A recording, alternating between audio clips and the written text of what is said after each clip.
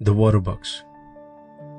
The largest animals in the first of three groups now to be considered are the water bucks, antelopes of stout and sturdy build, standing from 45 to 50 inches at the shoulder, and covered with long, coarse hair, especially on the neck in both sexes.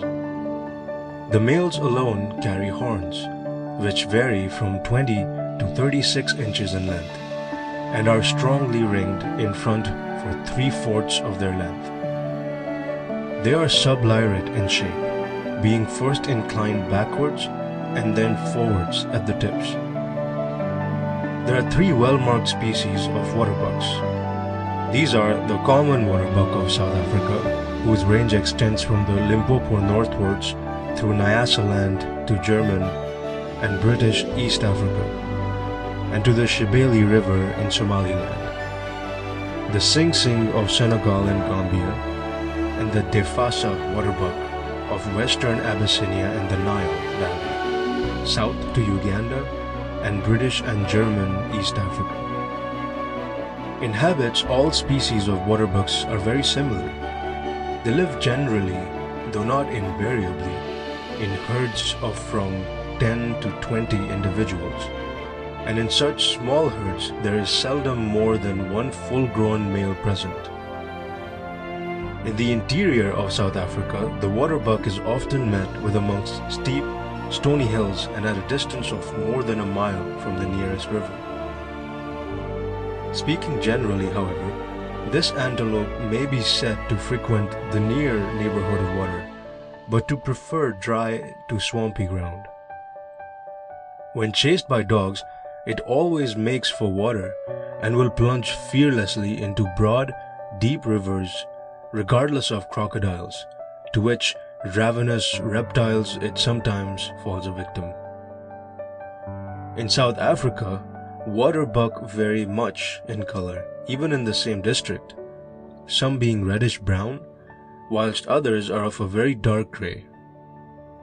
The flesh of the waterbuck is coarse, and sometimes rather strongly tasted, and when in good condition the fat is very hard. The reedbucks are similar in essential characters to the waterbucks, but are of smaller size and have more bushy tails, and naked spots on the sides of the head beneath the ears.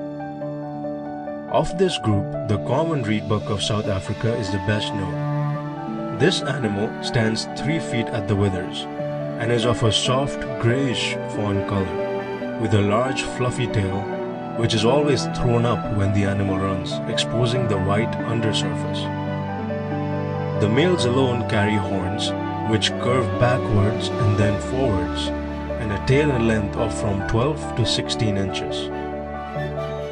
Reedbucks are met with singly or in 2s and 3s, and never congregate in herds, though I have seen as many as 8 belonging probably to 3 or 4 families, feeding in close proximity to one another on young green grass.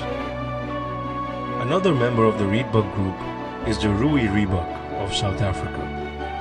This latter species, though a much smaller animal, is very similar to the common reedbuck in color, shape, and general appearance.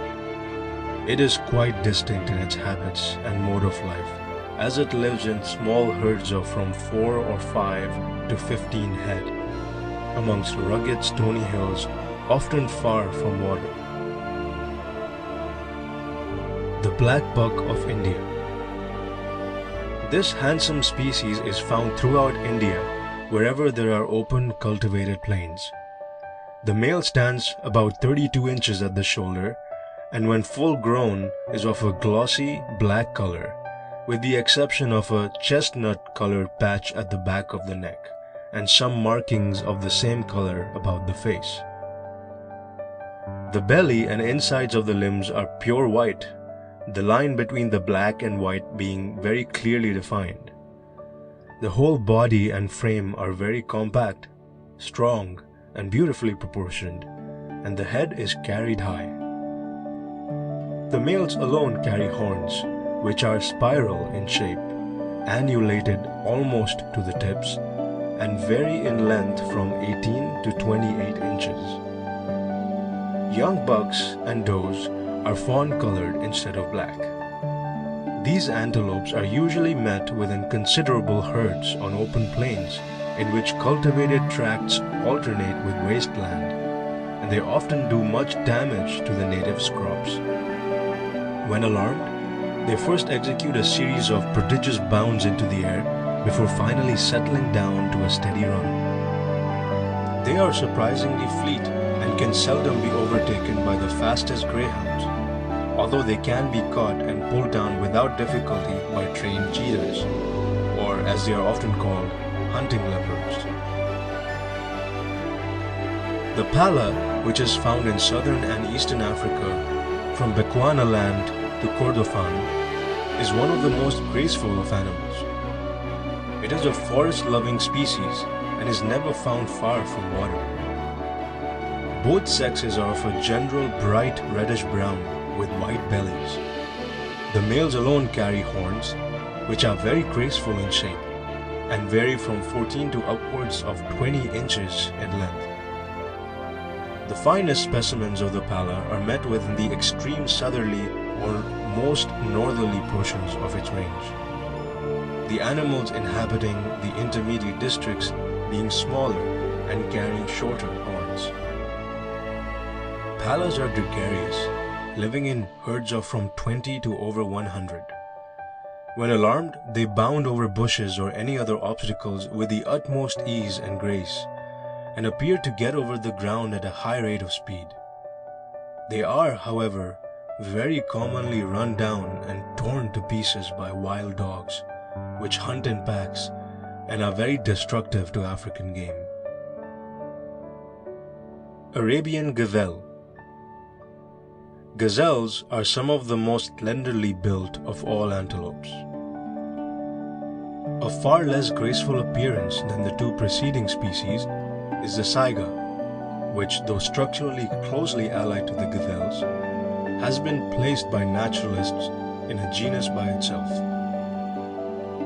This curious-looking animal, which is chiefly remarkable for its large swollen-looking nose and light-colored horns, is an inhabitant of the steppes of southeastern Europe and western Asia.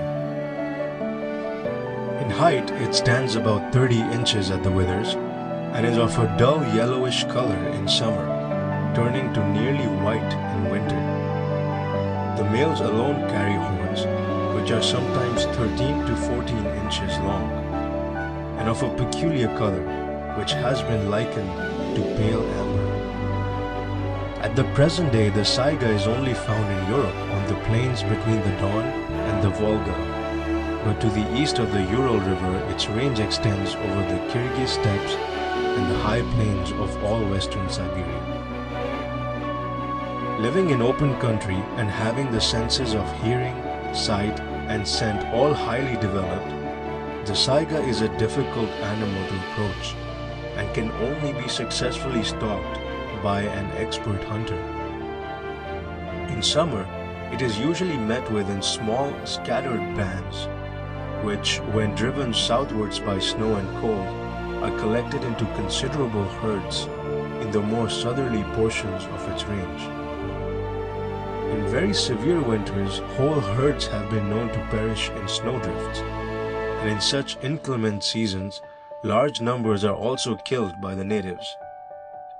The flesh of the saiga is said to resemble mutton and is held in much esteem. Goitrid gazelles from Mesopotamia. These animals are inhabitants of rocky and desert ground. They are often kept tame by the wandering Arabs. The gazelles. We now come to the gazelles, among which are comprised many of the best known and most beautiful of the small or medium-sized antelopes. In the true gazelles, both sexes generally carry horns. Indeed, this rule is universal in those of Africa and Arabia, and there are only 4 species known, all Asiatic, in which the females are hornless. These are the Tibetan gazelle, Przewalski's gazelle, the Mongolian gazelle, and the Persian gazelle. The range of the various species belonging to this large group is very extensive, comprising the whole of northern and eastern Africa, Arabia, and western and central Asia, as well as Mongolia and India. The gazelles are inhabitants of the open plains and arid desert regions of the Old World, and although sometimes met with in tracts of country where there is a certain amount of scattered bush or open stunted forest, are never found in any kind of jungle or thick cover. On the sandy plains of northwestern Africa are found the red-fronted gazelle of Senegal and Gambia, the little-known Moor gazelle of southwestern Morocco, and the Dama gazelle, a species which has been known to naturalists ever since the time of the buffalo. A near ally of the last named animal is the red-necked gazelle of Dongola and Sennar. In northeastern Africa are found the large and handsome Soemmerring's gazelle, the Isabella gazelle of the coastlands of the Red Sea, Hugeland's gazelle, Pelzeln's gazelle of the maritime plains of northern Somaliland, and Speke's gazelle of the interior of the same country. Whilst farther south the group is represented by the large and beautiful Grant's gazelle, with its allies Peter's gazelle and Thompson's gazelle. The well-known Dorcas gazelle is an inhabitant of Morocco and Algeria, ranging through Egypt into Palestine and Syria. The Marika gazelle, the Muscat gazelle, and the Arabian gazelle inhabit the deserts of Arabia. The Edmi gazelle is found in the mountain ranges of Morocco, Algeria, and Tunis, while Loder's gazelle inhabits the sandy tracts of the interior of Algeria and Tunis. In Asia, besides the 4 species of gazelle already enumerated in which the females are hornless, one other member of the group is met with. This is the Indian gazelle, a species very closely allied to the Arabian form. Of the whole genus, Grant's gazelle is the most beautiful. This handsome animal, which was first discovered by the explorers Peake and Grant in 1860, is an inhabitant of eastern Africa, from the neighborhood of Lake Rudolph southwards to Ugogo. In size, the average height at the shoulder of males of this species is about 34 inches. The coat is close and short, of a general fawn color, the rump and belly pure white, and the face marked with a rufous band from the horns to the nose, and with streaks of white on each side. The upper surface of the tail is white, with a black and tufted tip. The horns, which are very elegant in shape, being first curved slightly forwards and then backwards, are much longer and more powerful than in any other gazelle, and attain a length of 30 inches in the males and 17 inches in the females.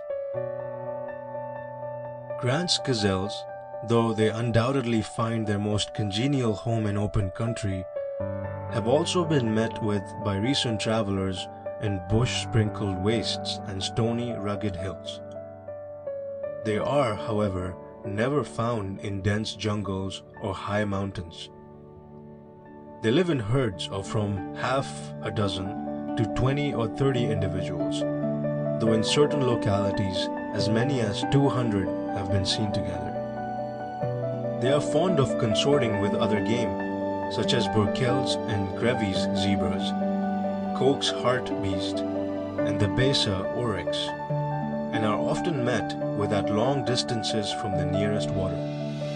They are keen-sighted and wary, and from the open character of the country in which they are usually encountered, are often difficult to stop. When in good condition, the meat of this gazelle is said to be excellent. The nearest ally of the true gazelles is undoubtedly the springbok of South Africa. Owing to the protection which it has received of late years, This graceful antelope is now a common animal in many parts of South Africa, and in the northwestern portions of the Cape Colony still sometimes collects into prodigious herds, which travel through the country in dense masses, destroying every vestige of grass on the line of their advance, and causing considerable anxiety to farmers, whose flock of sheep and goats are sometimes swept away by the migrating springbugs.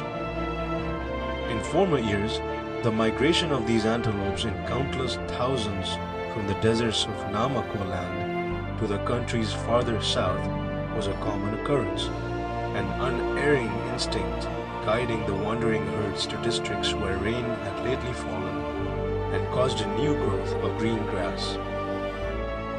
The animals composing these migrating herds were called by the Dutch settlers of the Cape Colony trekbokken, or traveling bucks. Red-fronted gazelle. Two other antelopes, the debatag and the gerenuck, are included in the present group, but both, whilst typically gazelline in certain respects, differ so much in other ways from all members of that group that each has been placed in a separate genus. The debatag is a very remarkable looking antelope, only found in certain districts of central Somaliland, where it was first discovered by Mr. T.W.H. Clark in 1890. This species shows the face markings of the gazelles, whilst the horns, which are only present in the males, much resemble in shape those of a reed bug. They are rather short, attaining a length of only 11 or 12 inches, and their basal halves are strongly ringed in front. The neck of this antelope is singularly long and thin, and the tail, which is held curved forwards over the back when the animal is in motion, is also much elongated and only tufted at the tip. The debatag frequents sandy ground, sparsely covered with low thorn bushes, and lives in small families, being usually met with in twos or threes, whilst it is rare to find more than 4 or 5 consorting together.